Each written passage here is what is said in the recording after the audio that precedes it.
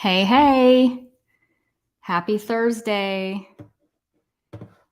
If you would just give me a couple minutes here, well, not a couple minutes, maybe less than a minute. I have to do a task. I'm going to mute myself. Just hang tight. Okay. I'll be right there.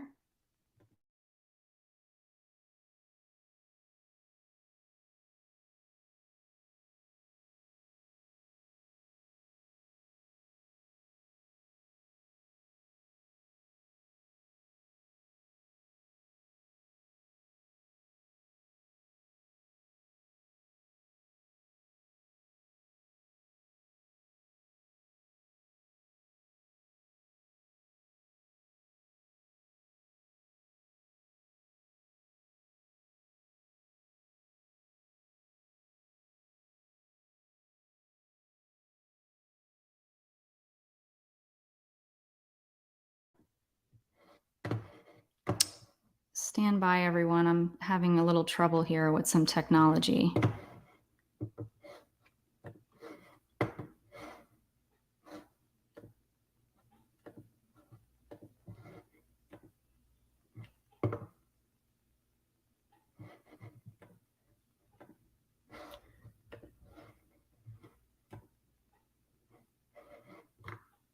Here we go.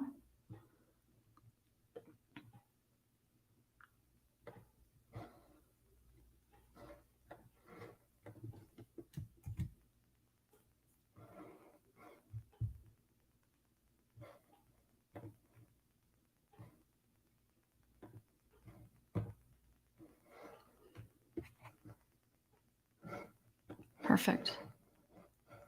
Come on in. Welcome. If you are here, hashtag live on the live. If you're here on the replay, hashtag replay. Bear with me. Okay. See if I can see some comments.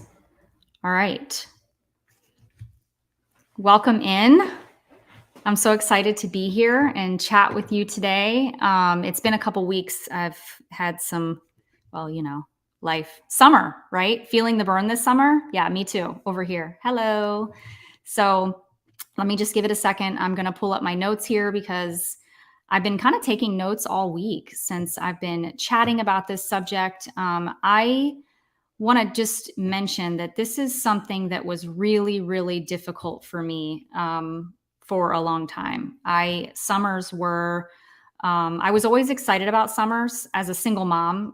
When it was just me and my two girls, I was super excited about summertime because the daunting, like the school routine and like just for, I don't know if anybody else can relate to this, but I was crying in the mornings trying to get my kids to school. I mean, we were a hot mess.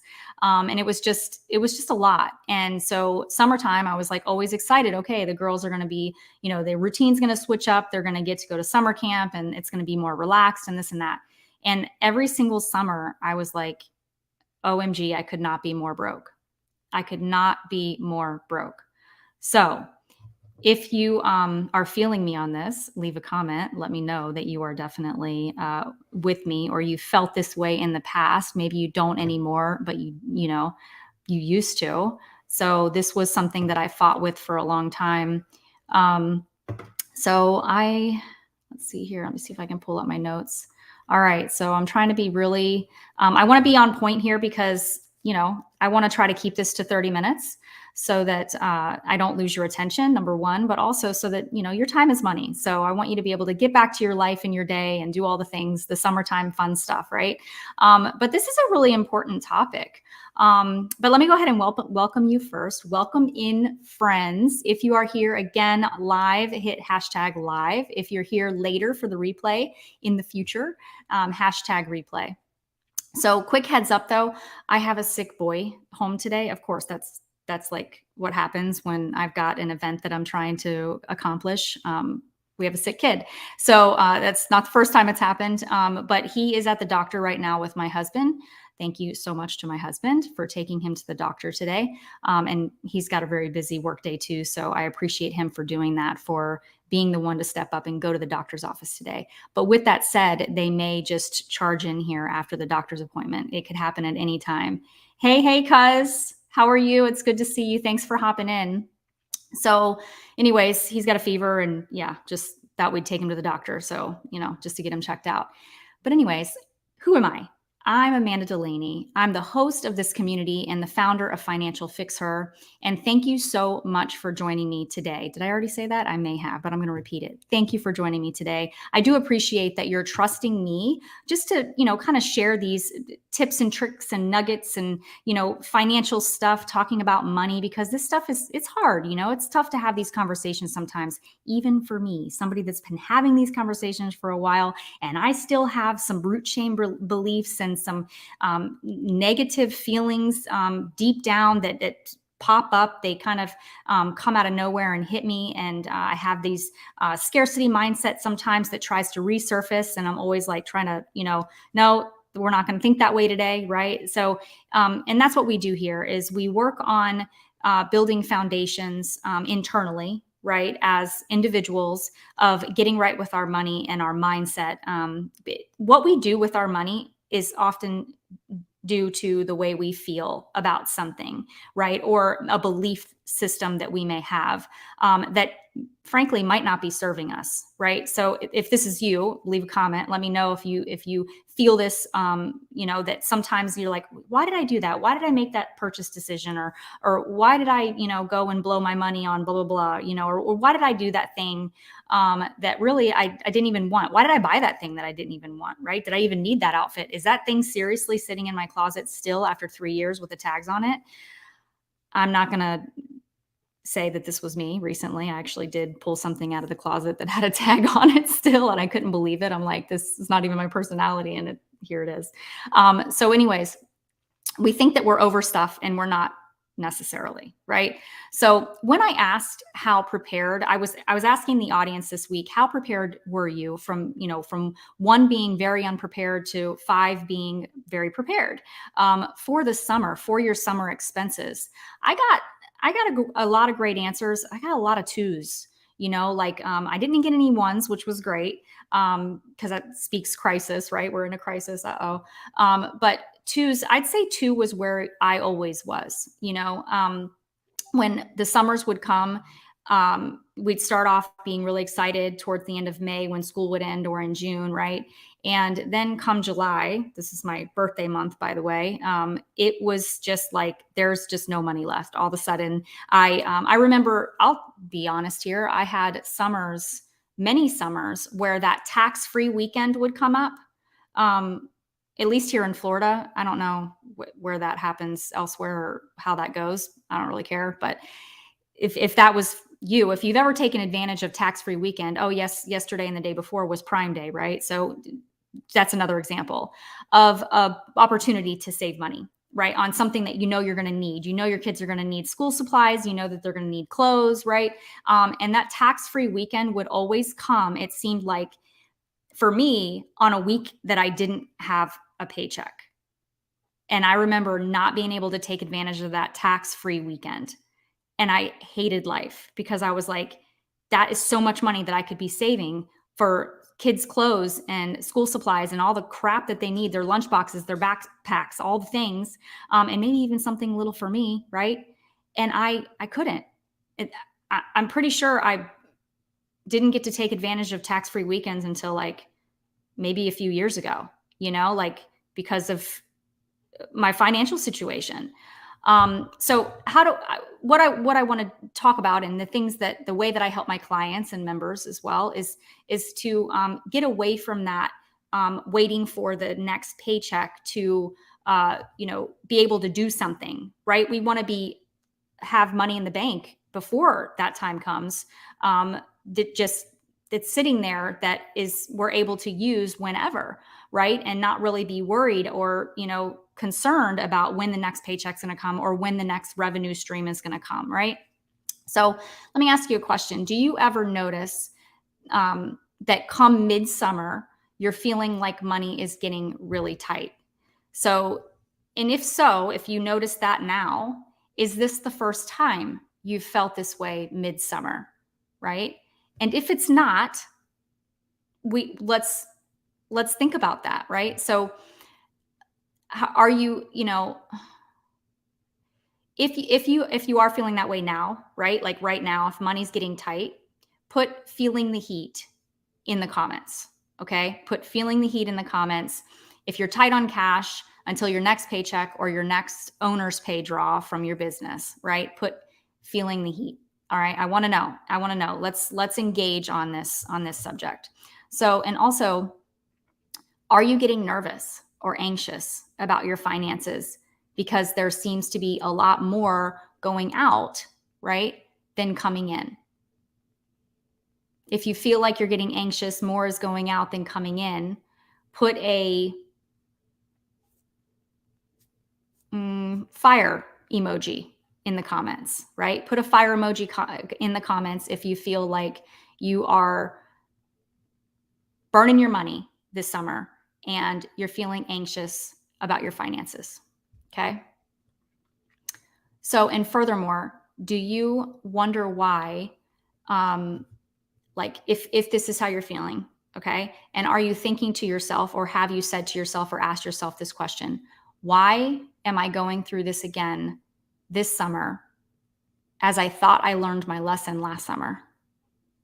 This was the question that I asked myself. I don't know about you, but it was like every summer that would happen. And I remember I used to sell truck parts. So when I would be out selling truck parts to fleets and to garages, mostly men that were working on big trucks.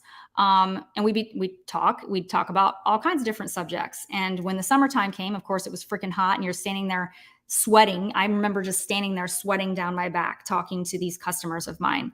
But I remember talking about like how summer for me was worse than Christmas time, right? It was like worse than Christmas time, or it felt that way. Maybe because it's a stint of a couple months of just like I'm bleeding money, and like I'm just still getting paid the same. Like, what am I going to do, right? So,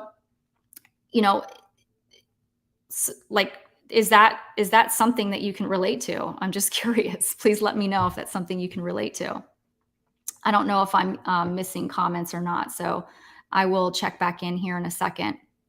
But I don't want to be, so my notes are a little bit all over the place because I took notes with everything that we were talking about this week. So bear with me if I actually repeat something that I've already maybe said, or if I say something in a different way than what I've already said, because yeah, this stuff is, sometimes you got to hear it more than once in order for it to really resonate and for it to kind of get into our noggin and be like, oh, okay, aha, right? Aha, this is something that, maybe I should do differently or whatever. So I don't want to be doom and gloom, but I want to be really real with you. We are don't quote me.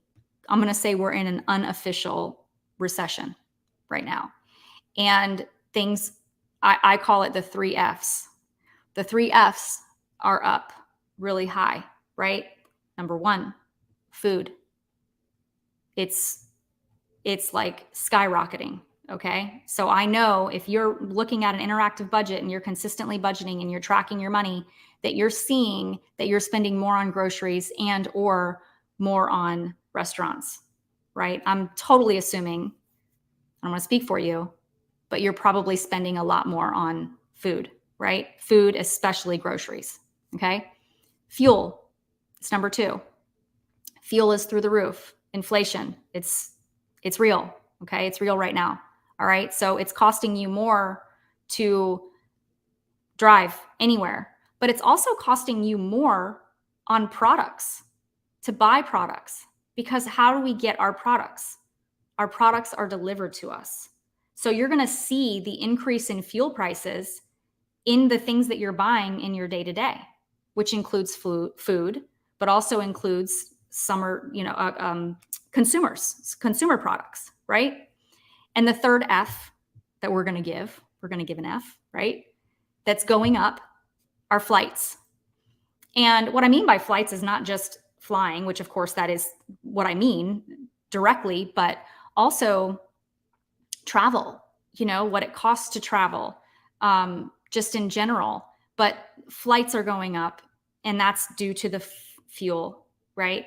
And, I don't really want to scare you, but I don't want to be fake either. right? So credit card rates is another thing that's going up. On average, the average credit card is 16% right now. So I want to give you a scenario. Here's what I'm going to do. I'm going to share my screen. I'll go ahead and share my screen. That's what I'm going to do. So hang tight real quick. And I'm going to give you a scenario on if you are paying for a vacation or summer stuff, right? Summer things that happen during the summer on credit cards. So I'll make sure that I do this right.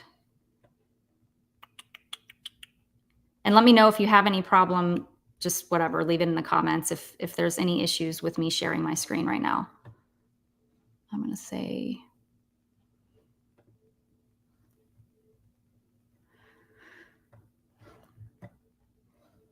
all right, great. All right, so this is just a quick mock-up. This is someone else's mock-up, but I'm just going to do a really quick non-mortgage debt amortization, okay? Don't pay attention to any of my verbiage over here. Actually, here, I'll delete it. This is about mortgage stuff, something that I had done not too long ago with a client. Okay, so say that you spend an extra $4,000 this summer. I'm gonna be kind, $3,000, okay? And all 3,000 of those dollars, it could include travel. It could be only travel. It could be, some extra cost in fuel and food, and it could be entertainment, right? So say you've spent an extra $3,000 and that extra $3,000 outside of your normal budget was put on a credit card. It wasn't your own money. It was somebody else's money, right? So, and we're at an average of 16% interest, right? So, and say your payment for that $3,000, say you didn't have any debt on this credit card and you just opened it up and you started purchasing with this credit card recently. So it's only got a $3,000 balance. We're just going to use round figures here. And the payment on it is, I don't know, this just sounds about right. 56 bucks. Okay. It's going to take you 7.5 years or more to pay that off.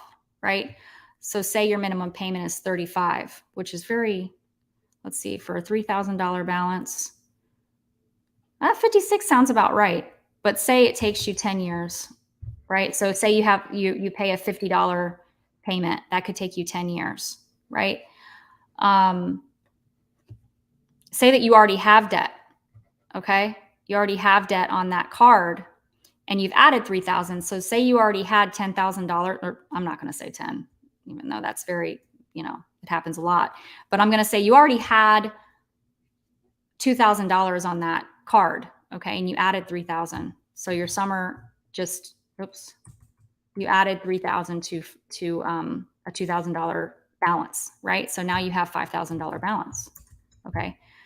So your payment is probably going to be a lot higher, like maybe 100 and something. So maybe 99, $100 or something like that, right? So say you want to get it paid off in 6 years. It would take you 6 years to pay 108 or approximately 110 per month to pay that off. So here's the reason why I wanted to run this scenario. So I'm going to stop sharing. Okay. And awesome. Thank you for letting me know you can see it. What we don't want is a hangover, a vacay hangover next summer, from this summer's stuff, vacations, things that we wanted to do, extra events, fun, entertainment, right? I am telling you right now that I am one of those people this has happened to me over and over and over again, where I repeated a pattern and it snuck up on me a year later or 5 years later. And the thing about using other people's money or using credit cards consistently, right, and having that revolving debt continue to stay the same or go up or not totally pay it off, is that we tend to get lost in the things that we've been spending our money on starts to hide in that debt, right? So then we actually have a skewed perspective on how we're really spending our money. And it makes it more difficult for us to get out of that cycle when we actually aren't aware of what we've been spending our money on, if that makes sense. So we can be aware of it in the now. So I can say now I just bought tickets to go to New York City to see a friend, and I brought my kid and my husband, and and that cost us $3,000. All right. And we didn't even, and that was just flights. We didn't even have to stay anywhere. We stayed with a friend. We didn't even have to stay in a hotel, right? So $3,000 later. And my intentions are to pay it off in the next couple months with some bonuses and some checks and some things like that, and some income that I have coming in from my business, all the things, right? But then shit happens. And just like the other day, our ice maker was acting up. We needed to get a new ice maker for our refrigerator. And my car broke down 2 weeks ago, and we needed to spend $1,000, more than $1,000, to get my car fixed. And, right? So just wanted to kind of run that scenario and give you like a little bit of a different picture, maybe a different outlook. And if that is something that you'd like to have a conversation with me about, I come with no judgment, because I did the same thing for years and years. So, and now I just kind of like, take a look at these numbers over and over again with clients and members, and this is very relatable, and it's easy to fall into the trap. It's easy to go right back into the cycle because it's something that maybe we're familiar with or we're used to, right? So anyway, not to be all doom and gloom, but I just feel like, having a real conversation. So I want to talk about cash is queen. I say cash is queen because I'm a female, so I feel like talking about queens, not kings. I don't know why. Is that fine with you? I hope nobody's offended. Some places don't take cash, so I'm not saying like, you have to carry cash on you and to only spend cash, right? I know.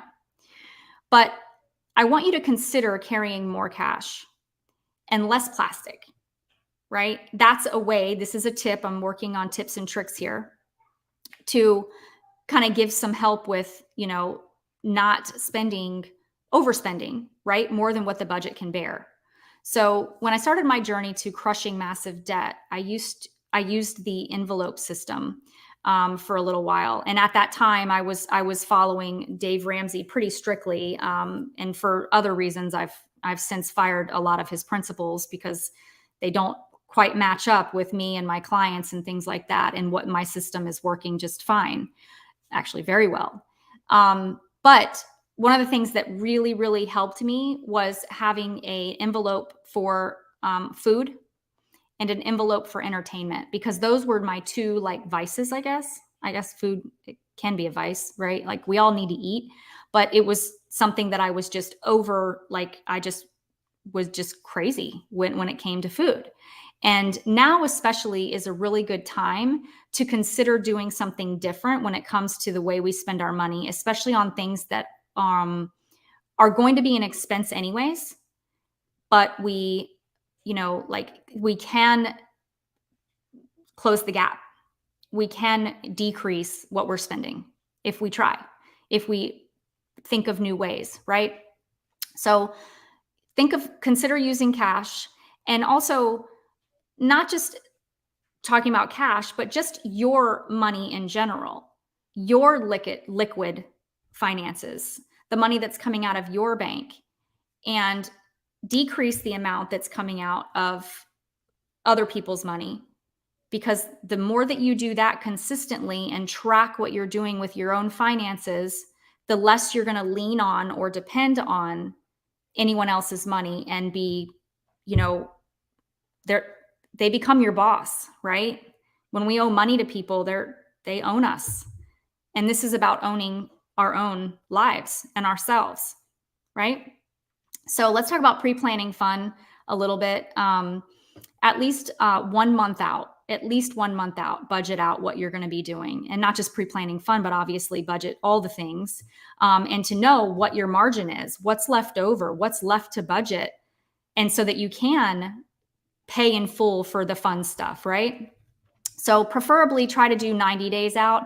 And when you're a new budgeter, if you're just becoming a budgeter and you're just working in my program for the first time and you're just started budgeting your money, I don't recommend budgeting out 90 days. I do recommend, though, having a calendar and having a plan and knowing what's going to happen within the next 90 days. Okay. Yes. Yes. Consider doing something different. Agreed. Agreed. Yeah. So, budget out, know where you're going, right? Like, have a plan. Like, I mean, I know things can like come up, but it's very likely that you may know where there's going to be someone's birthday or some kind of event that's coming up that, that you can say, okay, I've got this person's birthday and their birthday party, and we're going to be staying at this hotel on such and such date, right? That's usually scheduled out, right? So if you've got that schedule, if you've got that plan for the thing that you're going to be doing, that fun stuff, then you probably have a budget line that you need to be adding to your spending plan. Okay. Okay, cool. And all right. So free fun is real fun. Free fun is real fun, right? Like there's a lot of things that we could do for free. Number one, even if you're going somewhere that you are going to be spending money, don't leave the house hungry. It's just a little tip, okay? Eat before you leave. Unless you have intentions on eating out at a restaurant, like that's physically where you're going. But if you're going to a park or even a theme park or, any kind of thing, or just going to run errands, right? This whole running errands thing can be expensive.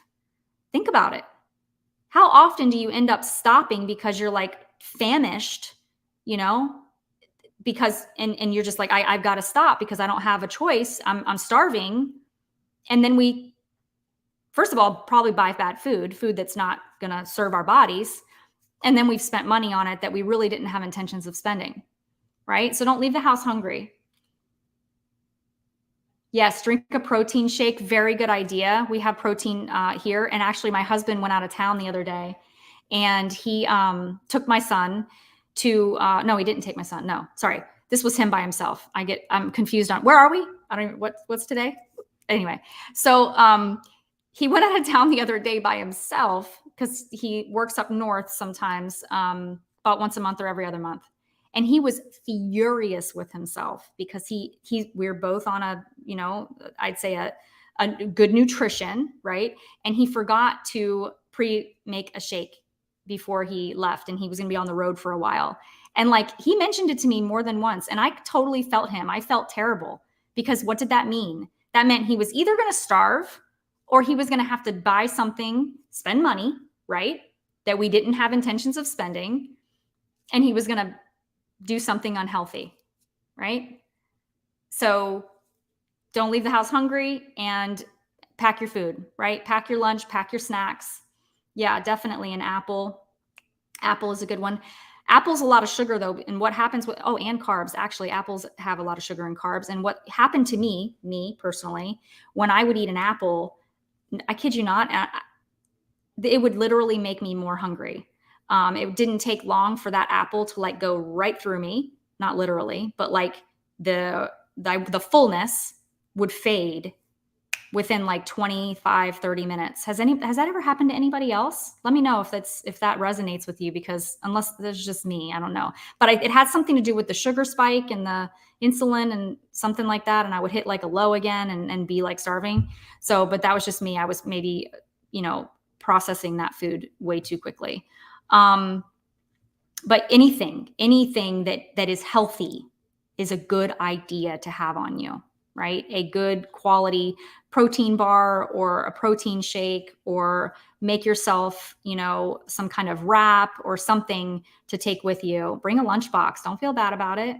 Ain't no shame in your game, right? So the other thing I want to say is just to prep for next summer now. We'll talk about that just a little bit here in a second. But so I'm going to kind of go in my notes here. If I'm scattered a little bit, apologies. That's what happens. I'm an Enneagram 7. I'm like, okay, I'm everywhere. But So set your activity budget ahead of time, like I said before, not when you're on your way there, right? So, right, don't like just be like, okay, we're on the plane. What are we going to spend and what are we going to do? Let's set up our excursions, right? Been there, done that. Okay. So by then it's too damn late to be proactive on your spending plan. And unfortunately, this leads to overspending. Okay. So, another way to be proactive to, not overspend would be to pay in full ahead with your own money if you can, right? Listen, I'm not going to judge you and I'm not going to tell you what to do or what not to do. All right. But I'm just going to give I guess the enlightened or experienced, suggestions. I'm going to heavily suggest to do whatever you can possible to use your own money, and to pay in full ahead of time. Because oftentimes, if you pay in full, say for a flight or something like that, some I don't know, some things like events offer like pay in 3 installments or pay in installments for the year. Try to take advantage of those discounts up front, right? Front load the spending so that you're not, backloading a debt or something that's, going to chase you down the road after you've already done the thing, right? Taken that vacation or been to that event, right? You don't want to be paying for it after it's already over. You want that to be out of your life, right? It's done and over with, and let's move on. Has that happened to you? Tell me in the comments if that's something that has driven you nuts in the past. If you have ever done something, been to an event or gone on a vacation and you were still paying for it later and it hit you one day and you're just like, am I still making a payment on this thing that I did? And how annoying was it for you? Was it super annoying that you're like, oh, I don't want to talk about student loans, but student loan would be an example of something like that, right? So as we know, food is your largest expense category for your household. So with 3 or more people especially. So do your best, cook at home. And if you don't have a cooking, nobody in your house like cooks or is good at it, or, there's obviously ways to learn. I learned how to cook a lot of things on Pinterest, but that's just me. But if cooking's not your jam, that's fine. Consider doing those meal boxes.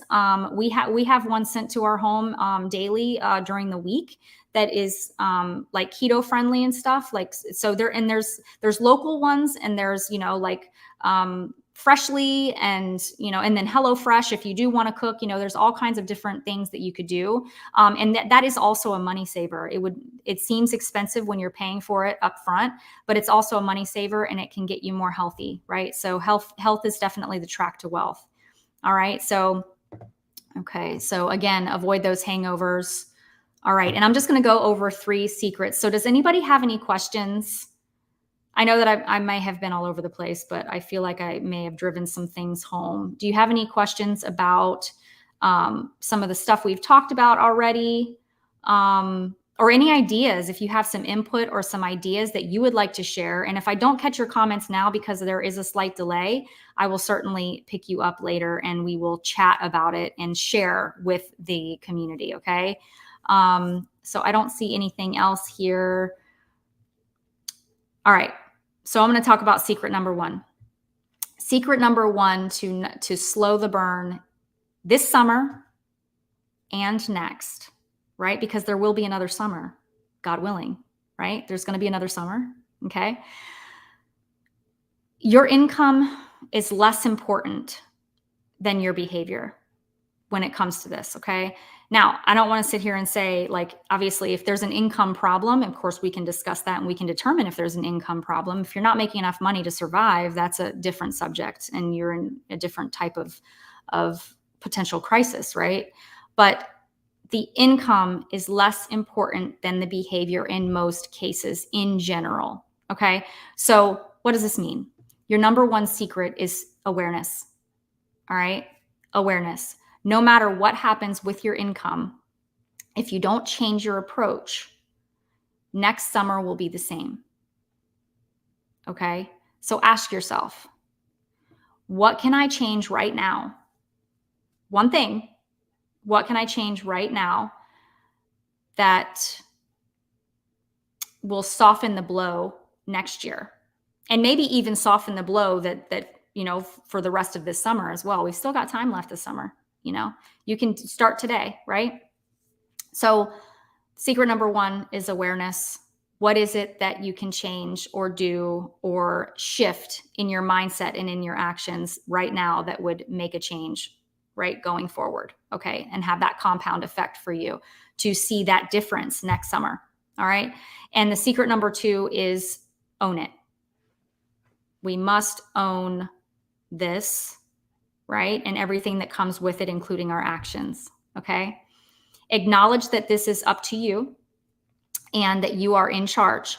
You are in charge, right? Whatever happens from here on out, you play the biggest part in the outcome. Okay. And we can always do better. We can always do better. You can do better. Even if you're firing on all cylinders, there's always room for improvement. Okay. So own that, right? Secret number two is own it. And secret number three is take action. But in the process of taking action, right, we're going to let go of anything that's already happened. Yesterday's events, we're going to let go of them. Now, if you have some debts from yesterday's events, then it's tough to let go, right? That can be really frustrating. And obviously, come talk to me if you want to get help with getting those debts out of your life, because that's what I do, right? But let go of any actions that you've taken in the past, especially if they didn't serve your now, and take action today. All right. So I'm going to give you some homework. This is going to be a simple one.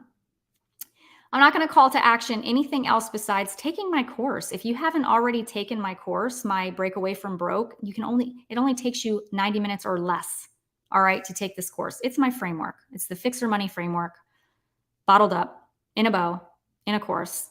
Take my course. And at the end of the course, there's a free gift to you. Okay. There's a gift from me to you at the end of the course. So you've got to take the course, take the action, be an action taker within the course, do what the course teaches you. Okay. And then I have a gift for you afterwards when you're done. All right. I'm going to put the link to the course in the comments. And does anyone else? Okay. I don't see any other comments here. Awesome. Awesome. Thank you everyone for joining me today. And again, if you were here live, be sure to put #live so that I know who was live, but #replay if you're hitting up the replay. And I love you, and I can't wait to talk to you again later. See you later.